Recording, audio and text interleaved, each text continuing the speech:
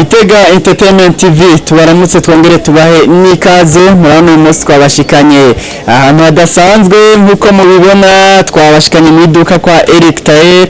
Eric Tayer rero nibyo zina musanze mumenyereye turiko turabwira Eric Tayer afise ama machine atandukanye yo kubarira, arafise ibikoresho bijanye no kubarira ngira ajya kubitwibwira byinshi. Ibitambara ngaha birahari nkuko musanze mubibona, ibintu byinshi araja kubitwibwira Eric Tayer. Ariko nkuko turi kumwe ngaha anye, reka tubanze tumuramutse. Mahoro cyane. Mahoro neza.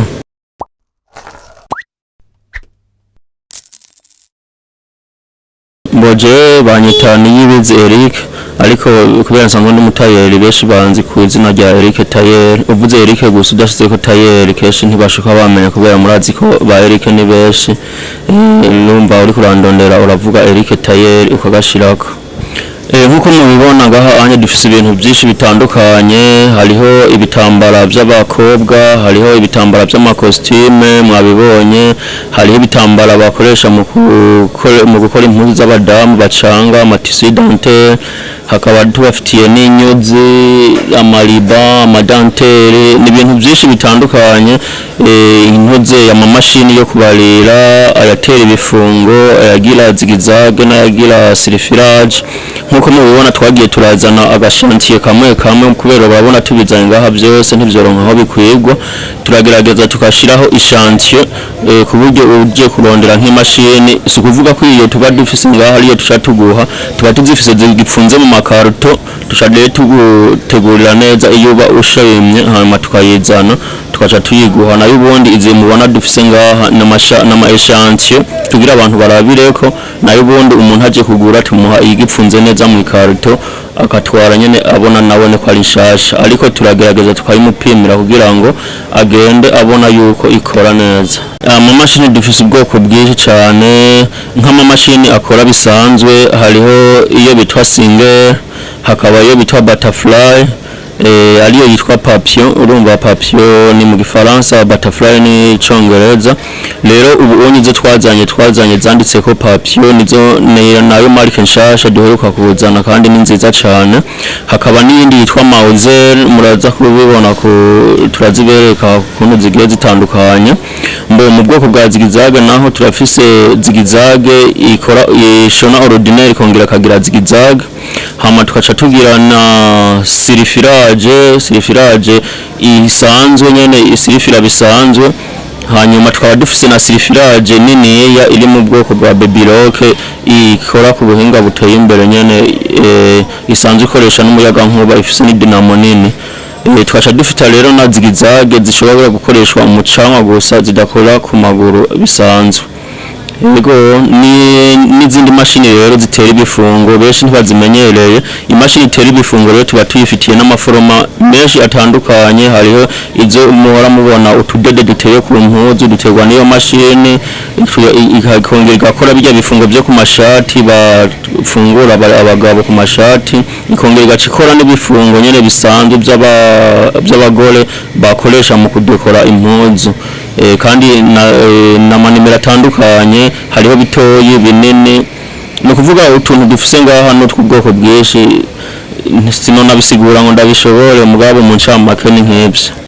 Nikubebe mgongoni Mame, akazi karahagaze. Akazi nyabaki Nuzi ko ofisi ya Atelier de Couture ndabizi ibikoresho byose byaheze. Hari n'imashini zikeneye ama pièces de rechange. Aha ni maka njabuke. Mviriza sororera ndakwereka aho bigurira byose ngaha mu Burundi. Hewe uri kurarota cyane. Bamubaza ubu mu gisagara ca Gitega hasigaye hari imangazini idandaza imashini zo kubarira, ama pièces de rechange yazo n'ibikoresho byose bikenerwa. None bijya bikoresho byose biri muri Atelier yawe ubikura Gitega. Ako nakabanga ndakwibi mbarira. Ubu keneye imashini zo kubarira zisanzwe, izazigizage, zimwe za silifirage zigezweho, ama pièces de rechange yazo, ibitambara by'ubwoko bwose, iki kintu cyose uzumutayera kenera. Ubu byose bigurirwa mu gisagara ca Gitega, ushobora kurangura canke ukagura kimwe. Mame ndaguhiki Bezona jewe singi gituri tayeri abatayeri bo mu ntara ya Gitega Ruyigi Rutana Karusi Cankuzo Bujumbura n'ahandi kaze kwa Eric Tayeri mu biyoragure ni ku giciro ciza cane mu bisanga mu gisagara ca Gitega hepfo y'ibiro vya limitere kwibarabara rikatira mwishatanya kuri etaje kwa Nduwu mwami hamagara Eric Tayeri kuri 79 amajana 493 amajana 329 mushobora kuri hamukoresheje limikash canke kokash kaze muri sanze Entertainment TV murabona nk'uko twababwiye twashitse kwa Eric Tayeri mu gice cya kabiri aha tubwira neza akatwereka n'ukuntu imashini ishobora kuboneka na cyane cyane umuntu akayitwara ikwiye mu yandi majambo bamaze kuyifatanya Eric Tayeri tugira dufatire akarero ku mashini mbona yitwa Papio utubwire mbega aha kugira umukiriya ashobore kuronka imashini iyo ayiguze ayitware yose bigenda gute ndabona ko turi kumwe n'umufundi ego nkuko mubibona imashini turiko turazizana ziza ziri mu makarto iyo tuzishikanye rero turabanza tugateranya zikeye amaguru nkuko muyabona ya anye aza icuma kimwe kiri kwaco nkuko mubibona yitwaheje kuyiteranya kuyimonta haba hasigaye yuko umukiriya yiguze tushatukura umutwe wayo mu karto turi kumwe n'umufundi bashobora kukurayo abereka hanyuma agakurayo hanyuma akayishiramo amavuta hanyuma agaca yipima kugira ngo umukiriya nyene agende abona yuko imashini imeze neza ibiri kumwe n'intuze na outillage yayo ahanye harimo imetero tumuhana umukiriya uduturunevisi yuguruza ariko arashiramo amavuta n'utu twa reserve tuja mu ihoro n'utundi tuntu twayo twahanda gushiramo amavuta hanyuma rero umukiriya iminsi yose agenda yabonye yuko ibintu bimeze neza ntitumeze nk'ababandi umukiriya agenda akagura agatwara ari mu ikarato ugasanga arashikanye imbere amaze gutekurura agasanga no gutembera ntitembera twebwe iyo habaye pane nk'iyo umukiriya duca tumuguriza tukamuha iyindi iyo dusanze ifise akagorane mugabo ntivyigera bishika kugira ngo dusange ifise ingorane kubera jewe sanzwe ndi mutayeri imashini ndazize nzana imashini mba nezeye neza yuko zikora neza atangorane mwavuze yuko ashiramo ndabona ko ngaha mwamaze kuba mugafise mbega kubera ikashira awushiramo bazi gituma agenda gushiramo mobile ni kubera imashini ntituba tuzi imyaka imaze muri stock kubera naco tuzizana tutazi imyaka zimaze muri stock rero cyuma iyo kitariko kirakora kirakenera intuze yo mubire hari gihe byo musanga byaragiye bifatana rero gituma rero abanza gushiramo intuze yo mubire hanyuma agasha ayitembereza nyene atangorana kandi urabona yuko hariho twuma tuza tutamonseko nico aca abanza gushirako kugira ngo ace ayiteranya aha reka rero dukurikirane turabika igikorwa ariko aratwereka cyo gufatanya imashini mbega aha ntiyaheze kuyifatanya haja gukurikiriza mbona kuvuga ahejeje kuyifatanya agaheza kushirako byose bikenewe agashiramo nayo mavuta haba ashashira ku ntuze yashashira ku maguru ku meza yayo hanyuma agacashiramo urunyuzi hanyuma agasharaba yuko iriko irakora neza kugira umukiriya agende abonye yuko ishona n'umukiriya turamubisa na wene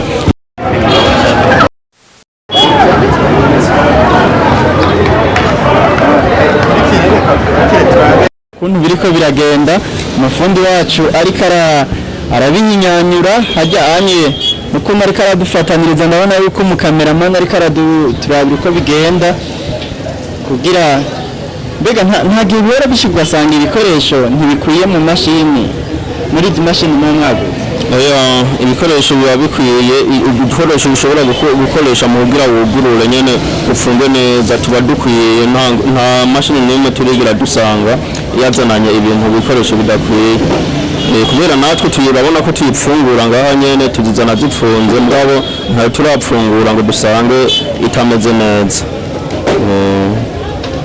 rero dukurikirana igikorwa cyo kuyifatanya neza asa n'uhejeje ahejeje kugarira mutwe onye biba biheze abasigaye gushiramo ya mavuta kugira ngo ishobore kuzunguruka neza. reka dufashe umufundi wacu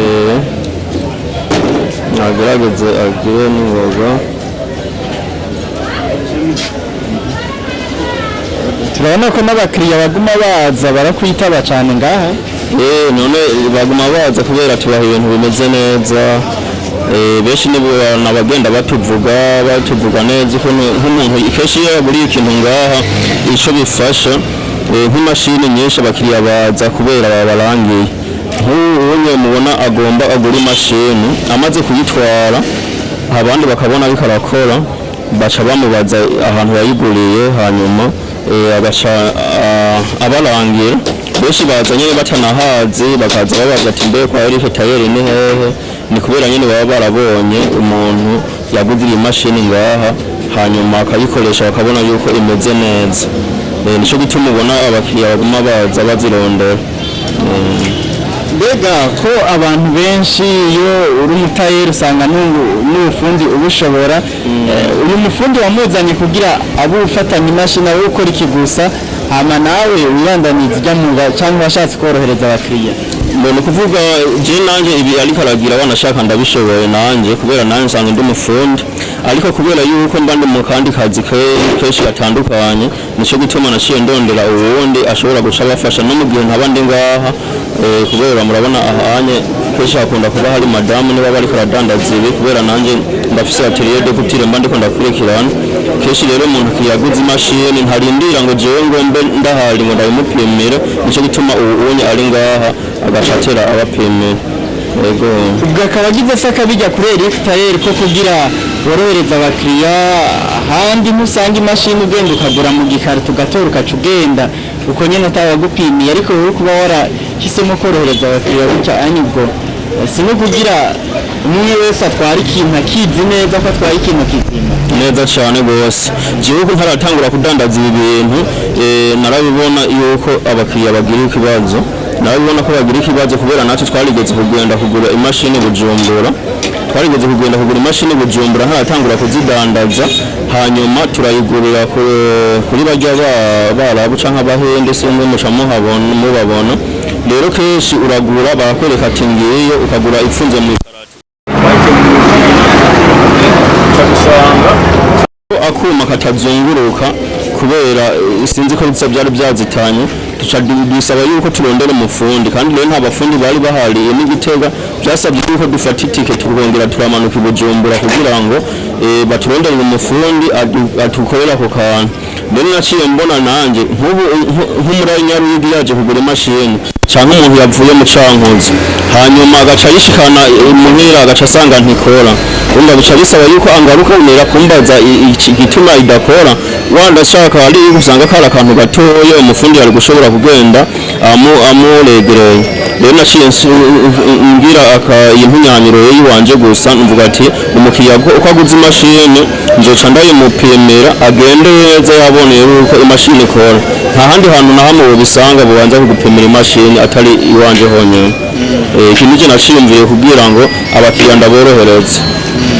Mbega iyo bishitseho ugasanga hari akabazo yagize imashini birashika akaca ukamutunganyiriza umukiriya agarutse? Nta ngorane n'imwe kenshi kubera impuze ya kubera nsanzwe ibikoresho ari jewe ndabidandaza byose. Iyo agiye hama agasanga imashini hari akagorane ifise acagaruka nta ngorane, acagaruka akambarira hanyuma nanjye nkaca mbwira n'umufundi akasha nyimbara akantu katameze neza agaca kamuregerera. Murabizi ibyuma bishasha usanga hari igihe ntikuba ari gupfa, ariko hari igihe umuntu ayigura atabimenyereye kuyikoresha akabona akantu agaca yibaza wowe ngo ni ngorane agaca agarukana tukaca tumwereka nuko ntazohora bigenze. Kubera kenshi urabona nk'ubu kugira uze gusubira mu ikarato turayugurura ngaha akatwabakura, hari igihe yashikana bikamunanira gufunga hanyuma gaca yibaza ngo ni ikibazo rero agarukanye nta ngorane turamutunganiriza twe ntidusha tuvuga ngo ko yari yamaze kuyitwara ngo byaraheze ngo yaduhaye amahera oya twe tujye tunezerwa ahubwo iyi mukiriya yayitwaye akagaruka tubwira ati ya mashini ni sawa nibwo mwaguma mwumva abakiriya baza bambarira bumva baziguze baguma bambarira yuko zimeze neza igikorwa cyarangiye urabona yahejeje kumonta ubu ubonye agomba pime apime yuko imashini ishona neza ni ukuvuga asanze rigaraje itameze neza aca aregera kubera arabimenyereye aca aregera bisha bikunda neza nk'uko mubibona ngaha hasigaye ko ajyana igitambaro ace apima arabe yuko imashini ishona neza